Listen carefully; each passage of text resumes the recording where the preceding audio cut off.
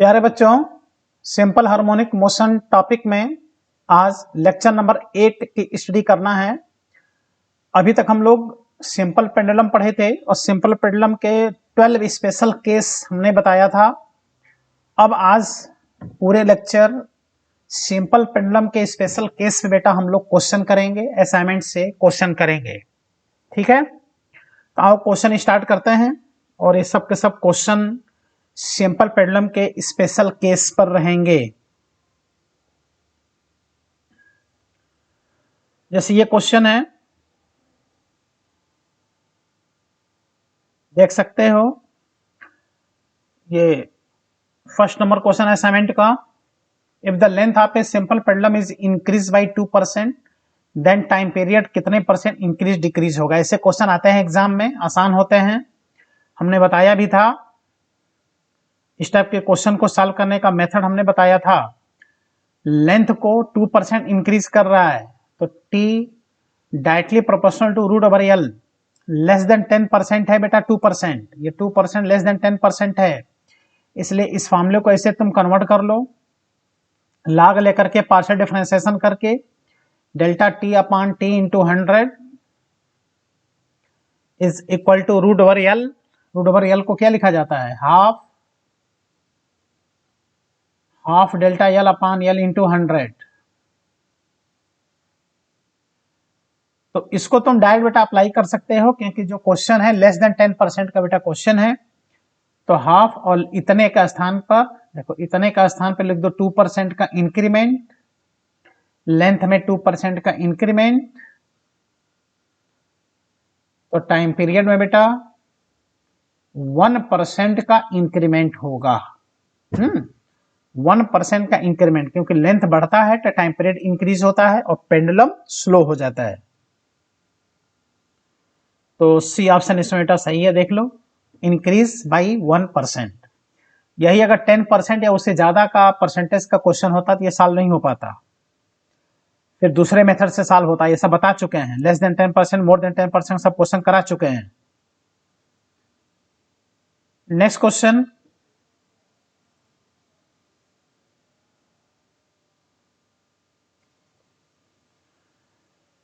ये क्वेश्चन बेटा देखो, क्वेश्चन नंबर 13 असाइनमेंट का।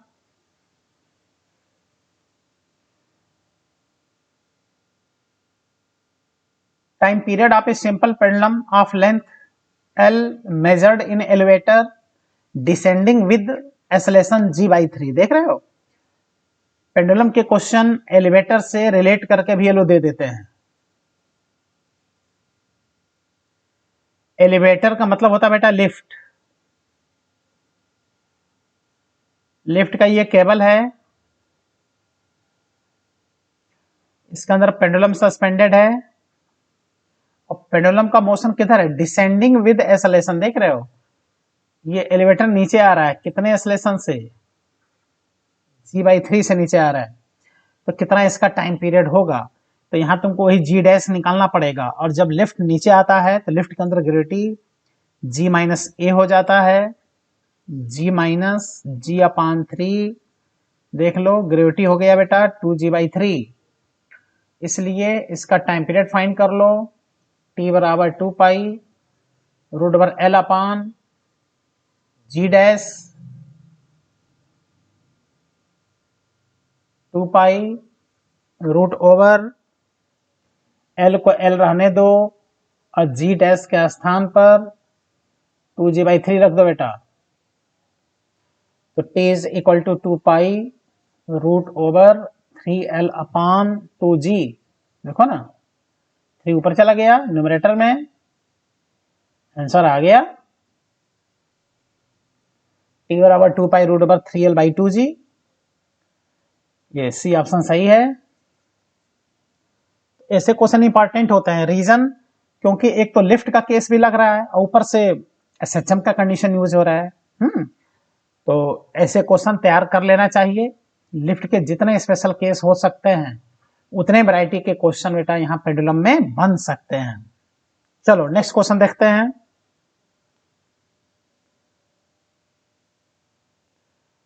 ये क्वेश्चन देखो बेटा, सेकंड लेवल का असाइनमेंट का सेकंड लेवल का क्वेश्चन है, 42 नंबर क्वेश्चन जो IIT 2005 में पूछा भी गया है। A simple pendulum has time period T1, एक सिंपल पेंडुलम है,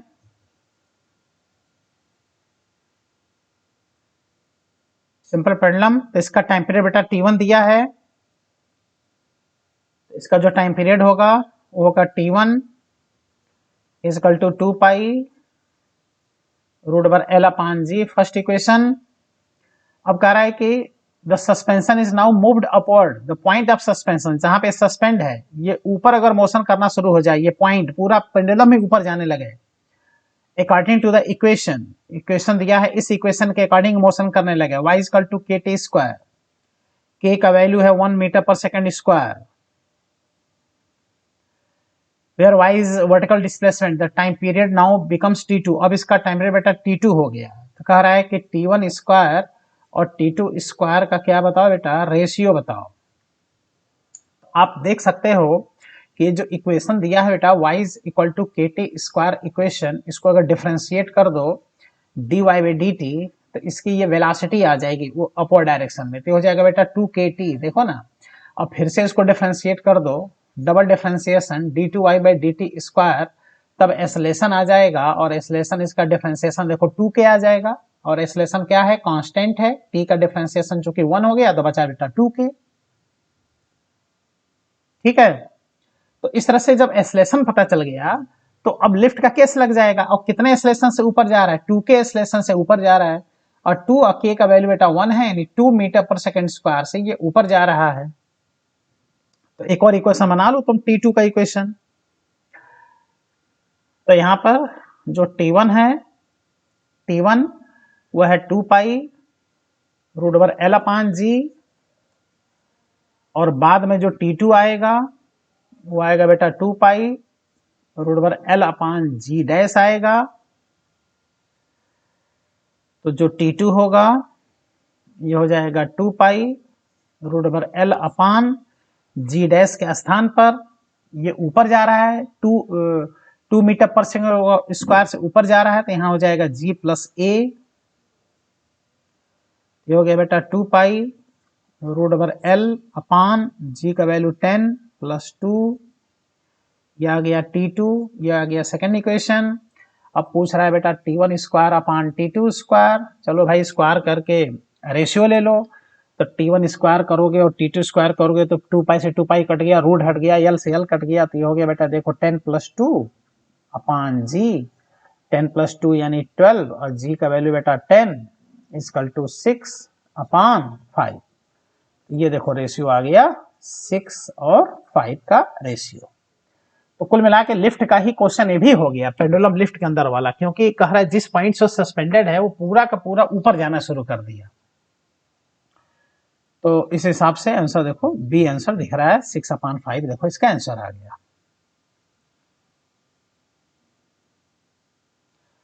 नेक्स्ट क्वेश्चन सेकेंड लेवल का 57 नंबर क्वेश्चन बेटा, IIT 2019 में ये क्वेश्चन देखो पूछा है, simple pendulum oscillating in air with time period T, देख रहे हो एयर में जब इसका टाइम पीरियड है तब वो है T बराबर 2 pi root over L upon G, चलो ठीक, पहले एयर में the Bob of pendulum is completely emerge in a non viscous liquid, the density of liquid is 1 upon 16th of the material of the वोड, dear, देख रहे हो हमने special case में बताया था कि जब किसी पेंडुलम को लिक्विड के अंदर डिप कर देते हैं तो उस समय कैसे बेटा हम लोग टाइम पीरियड निकालते हैं। तो क्वेश्चन में आप देख लो, कह रहा है कि the density of the liquid, liquid की डेंसिटी रो, बॉब मटेरियल की डेंसिटी यानी सिग्मा का 1 अपान 16 है, तो यहां से देख लो rho upon sigma is equal to आ गया ना 1 अपान 16। अब इसका टाइम पीरियड जो है वो पूछ रहा है, देखो टाइम पीरियड इसका पूछ रहा है कितना होगा, फाइंड कर लो, एकदम आराम से फाइंड हो जाएगा, क्योंकि अब जब इसका टाइम पीरियड बेटा T2 फाइंड करोगे तो 2 पाई रूट ओवर, याद करो L अपान क्या लिखते थे हम लोग, G dash equal to 2 pi root over L upon G dash का वैल्यू, G डैश का वैल्यू बेटा यहां पर हो जाएगा G ब्रैकेट में 1 माइनस रो अपान सिग्मा, ठीक, ये आ गया 2 पाई रूट ओवर L अपान जी ब्रैकेट में 1 माइनस रो अपान सिग्मा का वैल्यू आ गया था 1/16, ये आ गया 2 पाई रूट ओवर 16 चला जाएगा न्यूमरेटर में इंटू एल अपान 15 जी। आंसर किस तरह से दिया है देख लेते हैं। ठीक है, 15 का टर्म आंसर दे रहा है, तो ये आ गया 2 pi root over L upon जी, अलग कर लो, 16 का रूट हो गया 4 अपान रूट ओवर 15, ये बच गया, इसको हम लोग टी कह लेंगे, इसलिए देखो बेटा बाद का जो टाइम पीरियड हो गया वो हो गया 4, इसको हम लोग टी कह लेंगे, तो 4t अपान रूट ओवर 15, ये आंसर आ गया। तो थोड़ा सा बेटा अगर आपको आइडिया है कि किस तरह से हम लोग को टाइम पीरियड निकालना है इनसाइड लिक्विड, भाई डेंसिटी दिया रहेगा, रो अपान सिग्मा का वैल्यू बस चाहिए, देखो सॉल्व हो गया 4t अपान रूट ओवर 15, क्या आंसर आया देख लो 4t अपान रूट ओवर 15, ये डी ऑप्शन सही है, डी ऑप्शन बेटा।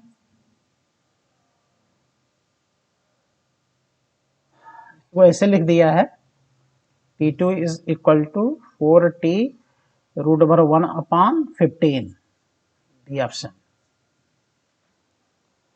स्पेशल केस जो पढ़ाए हैं उसी पे जो असाइनमेंट के क्वेश्चंस हैं उसको बेटा सॉल्व करा रहे हैं।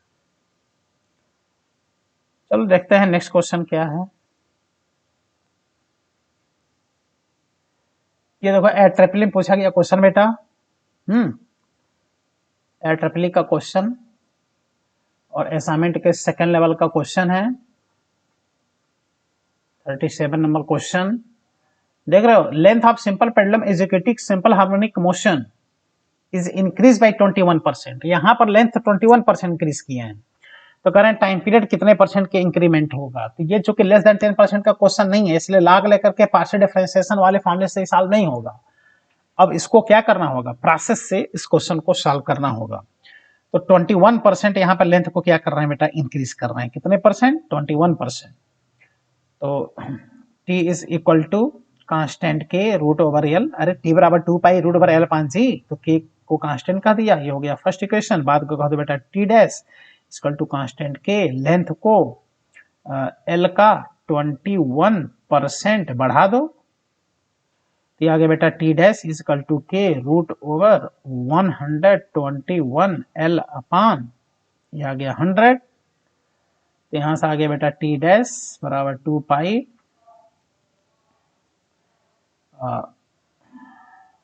2 पाई नहीं है, k है, k रूट ओवर l और रूट ओवर 121 अपान 100, तो t डैश इक्वल टू देखो k रूट ओवर l को फर्स्ट इक्वेशन से हम लोग t कह देंगे, k रूट l को फर्स्ट इक्वेशन से हम लोग t कह देंगे, और 121 का हो जाएगा 11, 100 का क्या हो जाएगा 10। चलो नेक्स्ट पेज, इसलिए t dash upon t is equal to 11 upon 100। अब इसमें क्या करो, 11 अपान 10 है ये, 11 अपान 10। अब इसमें 1 माइनस कर दो, t dash upon t 1 minus कर दो। अब क्यों 1 माइनस होगा भी समझ में आ जाएगा, तो ये आ गया देखो t dash minus t upon t equal to 1 upon 10, t dash minus t ये डेल्टा t हो गया, अपान t हो गया 1 upon 10, delta t upon t into 100, तो delta t upon t into 100 is equal to 1 upon 10 into 100 equal to, देख रहे हो जब लेंथ को 21% हम लोग इंक्रीज करेंगे तो टाइम पीरियड 10% इंक्रीज करेगा, 21 का जस्ट हाफ नहीं आएगा, हाफ से थोड़ा कम, क्योंकि ये मोर देन 10% का क्वेश्चन है। ऐसा कॉन्सेप्ट सब बता चुके हैं, स्पेशल केस 12 स्पेशल केस हमने बताया था, आज इस पे क्या करा रहे हैं, असाइनमेंट से क्वेश्चन करा रहे हैं। ठीक, ये क्वेश्चन है, देखो क्वेश्चन है, सोल्यूशन करा दिया, 21% का क्वेश्चन है ये, तो ये ध्यान देना चाहिए। एग्जाम में जो क्वेश्चन आता है वो लेस देन 10% से भी आता है और मोर देन 10% से भी आता है।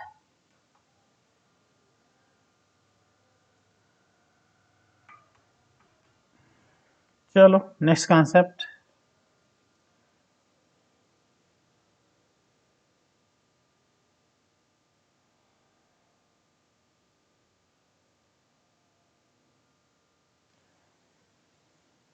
यह है 22 नंबर क्वेश्चन।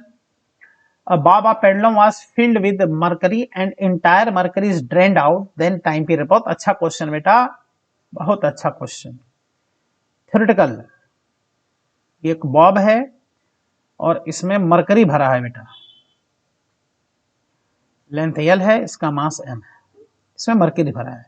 जब पूरे में मरकरी ये भरा होगा, मरकरी इज लिक्विड, जब पूरे में बेटा मरकरी भर देगा तो ऐसे में तुम यहां देख सकते हो कि ये इसका सेंट्रल मास हो जाएगा और इफेक्टिव लेंथ ये होगा। देखो ये इसका इफेक्टिव लेंथ एल होगा, इसको एल कहेंगे इफेक्टिव लेंथ। इफेक्टिव लेंथ किसे कहते हैं? पॉइंट ऑफ सस्पेंशन से लेकर के सेंट्रल मास के बीच की दूरी इफेक्टिव लेंथ होता है। अब कह रहे हैं इसमें से धीरे धीरे मरकरी जो है, इसके बॉटम से धीरे धीरे मरकरी हम बाहर निकालना शुरू कर दें, तो बेटा मरकरी जब बाहर निकालोगे तो इसका लेवल डाउन होगा। मरकरी का लेवल डाउन होगा तो सेंट्रल मास पहले नीचे आएगा, सेंट्रल मास नीचे आकर के और फिर उसके बाद से उसी पोजीशन पे चला जाएगा, सेंट्रल मास फिर सेंटर पे चला जाएगा। सोच रहे हो इस बात को? तो कितना अच्छा ये क्वेश्चन है बेटा। Bob of pendulum was filled with mercury, और मरकरी को धीरे धीरे डेंड आउट कर रहे हैं, धीरे धीरे मरकरी उसमें से निकाल रहे हैं। Then time period of pendulum क्या होगा? तो जब मरकरी निकलेगा तो सेंट्रल मास नीचे आएगा, सेंटर ऑफ मास इसका नीचे डाउन होगा। तो जब नीचे डाउन होगा तो इसका सेंट्रल मास जब नीचे आएगा तो लेंथ इसका बढ़ेगा, लेंथ बढ़ेगा तो टाइम पीरियड क्या होगा बेटा? इंक्रीज होगा। तो कितना अच्छा कॉन्सेप्ट है। और उसके बाद से फिर जब मरकरी जब पूरा का पूरा बाहर निकल जाएगा तो फिर सेंट्रल मास अपने ओरिजिनल पोजीशन पे चला जाएगा, तो फिर सेंट्रल मास क्या हो जाएगा? ओरिजिनल पोजीशन जाने के टाइम पीरियड फिर डिक्रीज हो जाएगा। इसलिए पहले टाइम पीरियड इसका इंक्रीज होगा और उसके बाद से फिर टाइम पीरियड डिक्रीज होकर के अपने उसी पोजीशन पे बेटा आ जाएगा। और ऐसा ऑप्शन कौन है बेटा? डी ऑप्शन है। देख लो इसमें क्या कर रहा है, रिमेन्स अनचेंज, डिक्रीजेस, इंक्रीजेस, नहीं, पहले इंक्रीज और उसके बाद से फिर डिक्रीज होकर के ओरिजिनल पोजीशन पे चला आएगा। तो ये सेंट्रल मास की कहानी है। इफेक्टिव लेंथ में कुछ स्टूडेंट ये समझता है कि ये इफेक्टिव लेंथ केवल स्ट्रिंग का लेंथ होता है, नहीं, effective length point of suspension से लेकर के सेंट्रल मास के बीच की दूरी बेटा होती है। ये अगर किसी को आइडिया है तो ऐसे क्वेश्चन कभी गलत नहीं होते, कभी गलत नहीं होते।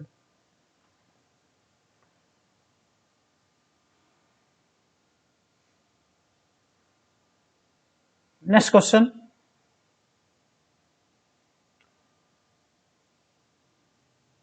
ये सेकेंड लेवल का देख लो।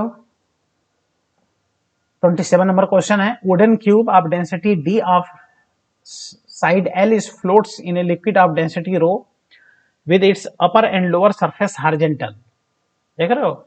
If the cube is pushed slightly down and released, it performs simple harmonic motion of time period t, then t is equal to। कितना अच्छा क्वेश्चन है बेटा, कॉन्सेप्चुअल क्वेश्चन और प्रोसेस पे बेस्ड क्वेश्चन। एक wooden block है cubicle जिसकी density बेटा d है, इसका साइड l है और वो लिक्विड पे फ्लोट कर रहा है। उस लिक्विड पे थोड़ा सा ऐसे पुश कर दिया, पुश करने से ये ऊपर नीचे ऐसे क्या कर रहा है बेटा? एसएचएम कर रहा है। तो पूछ रहा है कि कितना उसका टाइम पीरियड होगा। जब उसको बेटा इसे पुश किया जाता है लिक्विड के अंदर किसी वुडन ब्लॉक को, तो उस पर एक रिस्टोरिंग फोर्स ऐसे ऊपर की तरफ लगता है।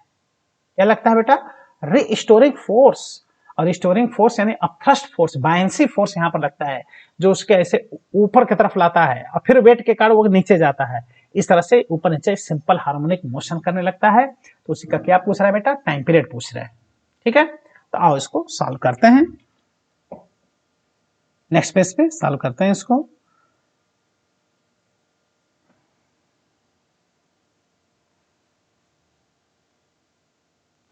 पहले तो हम यहां पर लिक्विड बना ले रहे हैं। ये लिक्विड है,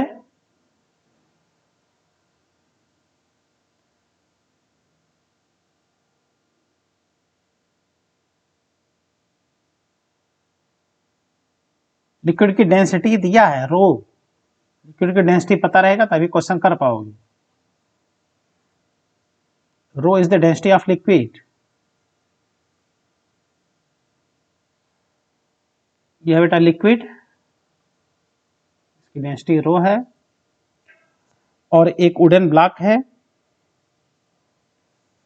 ये वुडन ब्लॉक, और क्यूबिकल है बेटा, ये क्यूब के फॉर्म में है।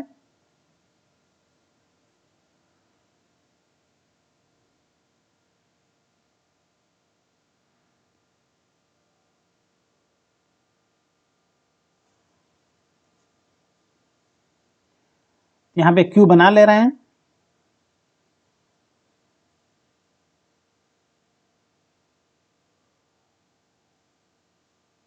इस लिक्विड के सरफेस पे रखा है,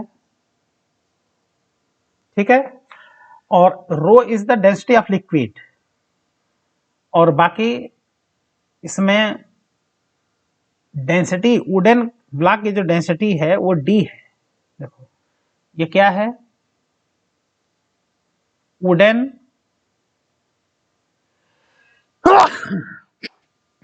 सॉरी वुडन ब्लॉक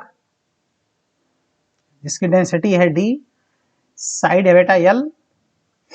इसका जो बेस होगा देख रहे हो, ये बेस स्क्वायर शेप का होगा, और बेस का जो एरिया होगा वो कितना होगा, एल स्क्वायर होगा।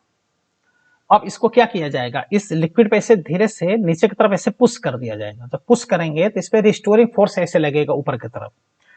हम दूसरा जो डायग्राम बनाएंगे वो अब बस फ्रंट से देखते हुए ऐसा डायग्राम बना ले रहे हैं, पूरा नहीं बना रहे हैं। देखो इस टाइप का बस एक फ्रंट का डायग्राम बस ऐसे बना ले रहे हैं। देखो इस साइड यल है, ये भी यल है, और इसको हमने क्या किया, वाई नीचे लिक्विड के अंदर इसको पुश कर दिया, ठीक। तो इस पे क्या लगेगा बेटा, ऊपर की तरफ एक बायंसी फोर्स लगने लगेगा, अब थ्रस्ट फोर्स जो इक्विलिब्रियम पे इसको लाएगा, और जो फोर्स इसको इक्विलिब्रियम पे लाता है वही इसका रिस्टोरिंग फोर्स बेटा बन जाता है, ठीक है। तो वाई इसको नीचे डिस्प्लेस किया, तो इसमें हम लोग निकाल रहे हैं कौन सा फोर्स बेटा, रिस्टोरिंग फोर्स, और रिस्टोरिंग फोर्स इस पे होगा बेटा बायंसी फोर्स, और रिस्टोरिंग फोर्स में क्या चलता है बेटा, माइनस चलता है, तो माइनस लगा दो। Equal to restoring force equal to buoyancy force कितना होता है, बायंसी फोर्स होता है बेटा सबमर्ज वॉल्यूम इनटू लिक्विड की density into G, V submerge into rho into G, ये बायंसी फोर्स होता है। अब इस रिस्टोरिंग फोर्स को हम लोग लिख देंगे बेटा ब्लॉक का मास इनटू उसका acceleration is equal to minus submerge volume कितना है इसको देखते हैं। तो सबमर्ज वॉल्यूम में तुम देख रहे हो कि लिक्विड का, देखो ये ब्लॉक का इतना वॉल्यूम लिक्विड के अंदर है, देखो इतना वॉल्यूम इस लिक्विड के अंदर है। तो ये ब्लॉक का क्यूबिकल वॉल्यूम का वॉल्यूम कैसे निकालेंगे, तो क्यूबिकल ब्लॉक का वॉल्यूम निकालने के लिए ये देखना पड़ेगा कि कितना ये लिक्विड के अंदर है। तो वाई लिक्विड के अंदर है और इसके बेस एरिया से मल्टीप्लाई कर देंगे। बेस एरिया देखो कितना है यहाँ पर, इस पहले डायग्राम में यल स्क्वायर है, तो वॉल्यूम हो जाएगा बेटा बेस का एरिया इंटू जितना वो लिक्विड के अंदर है इंटू रो इंटू जी, हो गया मास इंटू एक्सेलरेशन, और बेस का एरिया हो गया बेटा L square into Y into rho into G. M है बेटा ब्लॉक का मास, और तुम जानते हो कि ब्लॉक की डेंसिटी डी है, तो density is equal to mass upon क्या हो जाएगा बेटा, वॉल्यूम। तो मास इज इक्वल टू हम लिख देंगे volume into density into A is equal to minus ये हो गया rho into G into L square into Y, ठीक है। और क्यूब का वॉल्यूम v के स्थान पे, v के स्थान में हम लोग क्या लिख देंगे बेटा, एल क्यूब।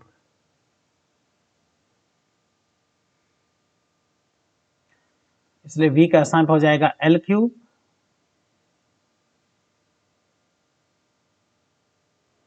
और d के स्थान पर d into A is equal to rho G L square into Y minus rho G L square into Y. L square से ये कट गया, तो d into A is equal to minus rho G into Y, और यहाँ यल बचेगा। यहाँ से बेटा एक्सेलरेशन निकल आया minus rho G upon L into D into Y. अब बेटा इसका तुम कंपेरिजन कर लो, देखो ये क्या है, एक्सेलरेशन है equal to minus omega square into displacement. देखो यही है कंडीशन ऑफ एसएचएम, पता है सबको, ये क्या है कंडीशन ऑफ SHM, SHM का बेटा कंडीशन है, तो ओमेगा स्क्वायर इसलिए दिख रहा है यहां से, देखो omega square is equal to rho into G upon L into D, तो ओमेगा इज इक्वल टू बेटा root over rho into G upon L into D, omega को बेटा कह देंगे 2 pi by T equal to root over rho into G upon L into D, तो यहां से बेटा टाइम पीरियड निकल आया, इसलिए टाइम पीरियड आ गया 2 पाई रूट ओवर, देखो 2 pi root over L into D upon rho into G, L into D upon rho into G, आ गया टाइम पीरियड। ठीक है, ये इसका आंसर आ गया, टी बराबर 2 pi root over L into D upon rho into G. देखते हैं कौन सा आंसर सही है। 2 पाई रूट ओवर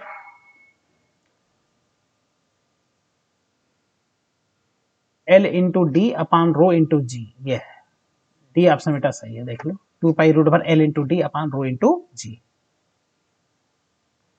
ये प्रोसेस वाले क्वेश्चन होते हैं, जो इसको सीख जाता है आराम से सॉल्व कर लेता है, तो थोड़ा सा ध्यान देना चाहिए ऐसे क्वेश्चन पर। ये सेकंड लेवल का 45 number question, the period of oscillation of a simple pendulum of length suspended from a roof a vehicle which moves without friction down an inclined plane of lesson alpha, time period पूछ रहा है। तो देखो इसमें क्या है, question में कह रहा है कि एक इंक्लाइंड प्लेन है बेटा, देखो ये अल्फा है और इस पर एक इस तरह से कोई व्हीकल है, व्हीकल इसके अंदर पेंडुलम सस्पेंडेड है, यह है पेंडुलम लेंथ एल,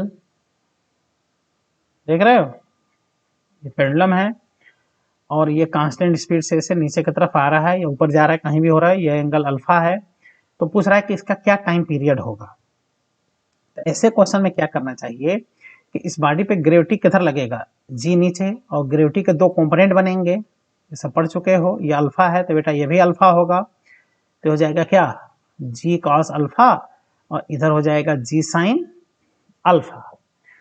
तो जब ये ऐसे एसएचएम करेगा, ऑसिलेट करेगा, तो इसके मीन पोजीशन पर ये नीचे की तरफ कितना ग्रेविटी लग रहा है, यही जी कॉस अल्फा, बस हम लोग को जी डैश के स्थान पे क्या लिख देना है, जी कॉस अल्फा रख करके क्वेश्चन को सॉल्व कर लेना है। तो बेटा इसका टाइम पीरियड आ जाएगा टी बराबर 2 pi root over L upon G dash के स्थान पर बेटा जी कॉस अल्फा हो जाएगा। अब यहाँ पे चूंकि लेंथ कैपिटल एल दिया है तो तुम भी कैपिटल एल लिख लो, और ये इसका क्या हो गया बेटा टाइम पीरियड हो गया, टी बराबर 2 pi root over L upon G cos alpha. मतलब जी का ये वाला कंपोनेंट तुमको लेना है बेटा, जी कॉस अल्फा वाला कंपोनेंट लेना है, ये ऑप्शन इस हिसाब से देखा जाए तो सही है, टी बराबर 2 pi root over L upon G cos alpha. ठीक है,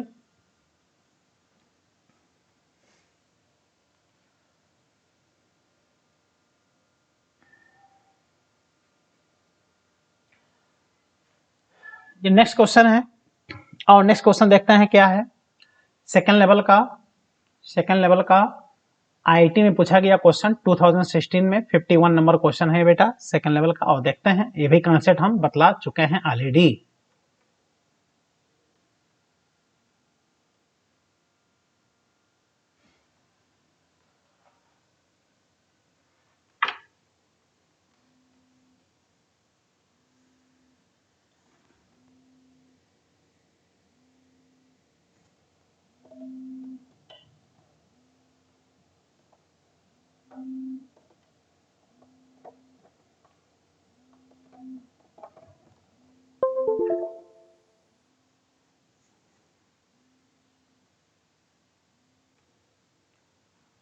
तो बेटा इस क्वेश्चन में बहुत अच्छा क्वेश्चन, सेकंड लेवल का देखो question, IIT 2016, pendulum clock lasts 12 seconds a day if the temperature is 40 degree Celsius and gain 4 seconds a day if the temperature is 20 Celsius। यानी लॉस गेन देखो दे दिया है, 12 सेकंड का लॉस है, उसके बाद से 4 सेकंड का गेन है, 40 डिग्री सेल्सियस 20 डिग्री सेल्सियस। भाई टेम्परेचर जब ज्यादा होगा तो लेंथ बढ़ेगा पेंडुलम का, और जब लेंथ बढ़ेगा तो क्या होगा, टाइम पीरियड बढ़ेगा तो वो हो जाएगा, वो लॉस हो जाएगा। और 20 सेल्सियस पे क्या हो रहा है, गेन हो रहा है। तो वही क्वेश्चन में देखो पूछ रहा है बेटा कि कितने टेम्परेचर पे वो करेक्ट टाइम देगा, clock will show correct time. देख रहे हो कितने टेम्परेचर, कितना अच्छा क्वेश्चन। तो याद करो, इस पर मैंने एक फॉर्मूला बताया था, delta T is equal to, delta T is equal to, याद आ रहा है, half alpha into temperature difference delta T into 86400 से मल्टीप्लाई कर दे रहे थे। और यहां पे क्या आ रहा था बेटा, कैपिटल टी। तो delta T is equal to half alpha into temperature difference into capital T. तो पहला इक्वेशन बनाएंगे तो देखो डेल्टा टी लॉस या गेन है, तो 12 सेकेंड का लॉस दे रहा है तो यहाँ 12 लिख दो, डेल्टा हाफ लिख दो इंटू अल्फा, और एक्चुअल टेम्परेचर हम क्या मान लें, थीटा मान लें, जो हम लोग को क्या करना है, फाइंड करना है, वह एक्चुअल टेम्परेचर। तो ये 40 डिग्री सेल्सियस पे बेटा ये लॉस हो रहा है, तो यहां हो जाएगा 40 माइनस थीटा टेम्परेचर का डिफरेंस इंटू टी, ये हो गया बेटा फर्स्ट इक्वेशन। और उसके बाद से बेटा देख लो क्वेश्चन में 4 सेकेंड का गेन हो रहा है, तो यहां हम लिख देंगे 4 डेल्टा टी के स्थान पर, तो हो जाएगा हाफ अल्फा, और यहां पे हो जाएगा बेटा थीटा माइनस 20 इंटू टी, हो जाएगा सेकेंड इक्वेशन। अब क्या करें, फर्स्ट में सेकेंड से डिवाइड कर दें, तो डिवाइड करेंगे तो देखो हाफ से हाफ कट जाएगा, अल्फा से अल्फा कट जाएगा बेटा, टी से टी कटेगा, और 4 से ये भी कट जाएगा, और आ जाएगा 3, देख लो ये आ गया 3 is equal to 40 minus theta upon theta minus 20, 3 theta minus 60 is equal to 40 minus theta, 4 theta is equal to 100, तो ये आ गया बेटा 100 अपॉन 4, कितने डिग्री सेल्सियस बेटा, 25 डिग्री सेल्सियस। ये टेम्परेचर आ गया 25 डिग्री सेल्सियस। इस पर क्लॉक गिव्स एक्चुअल टाइम इस पर देगा। और जब 40 डिग्री सेल्सियस हो जाएगा तो वह क्या कर रहा है, लॉस कर दे रहा है, और 20 सेल्सियस पे क्या कर दे रहा है, गेन कर दे रहा है। उसके बाद से बेटा ये देख रहे हो अल्फा भी पूछ रहे हैं, तो कोई एक इक्वेशन लगा दो, delta T is equal to half alpha delta T into T, delta T का स्थान पे 12 सेकंड का लिख दो, यहां लिख दो बेटा हाफ अल्फा फाइंड करना है, डेल्टा टी के स्थान पर 40 माइनस थीटा, और टी के स्थान पर सेकंड का लास्ट गेन दिया है तो 86400 लिख देंगे, और यहां से आ जाएगा बेटा 12 is equal to half alpha 40 minus theta का स्थान पे 25 इंटू 86400, और इसको जब सॉल्व कर लेंगे तो यहां से बेटा अल्फा का वैल्यू आ जाएगा 1.85 इंटू 10 पावर माइनस 5 पर degree Celsius. Coefficient of linear expansion alpha का वैल्यू 1.85 इंटू 10 पावर माइनस 5 पर डिग्री सेल्सियस। क्लियर हुआ? तो कौन सा आंसर सही है बेटा इसमें, देखो बी ऑप्शन सही है। तो आते रहते हैं बेटा इस कॉन्सेप्ट पे क्वेश्चन, ध्यान देना चाहिए, ठीक। तो आज हमने देखा जाए तो जो स्पेशल केस हम लोग पढ़े थे सिंपल हार्मोनिक मोशन में, सिंपल पेंडुलम का 12 स्पेशल केस हमने बताया था। तो आज असाइनमेंट से हमने ढेर सारे क्वेश्चन, कुछ फर्स्ट लेवल से, कुछ सेकंड लेवल से, कुछ आईटीज के भी क्वेश्चन हमने क्या करा दिया, सॉल्व करा दिया।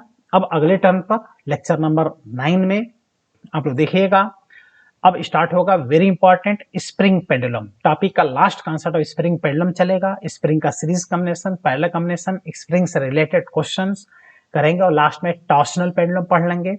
टॉपिक क्या हो जाएगा बेटा, फिनिश हो जाएगा, ठीक है। तो खूब मेहनत से बेटा आप लोग पढ़ाई कीजिए, एक एक लाइन कंप्लीट स्टडी करा रहे हैं, एसएचएम से फिक्स है कि एक क्वेश्चन एग्जाम में आना है, इसको विशेष रूप से आप तैयार कीजिए, कई पॉइंट इसमें है, ठीक है बेटा। Thank you, all the best.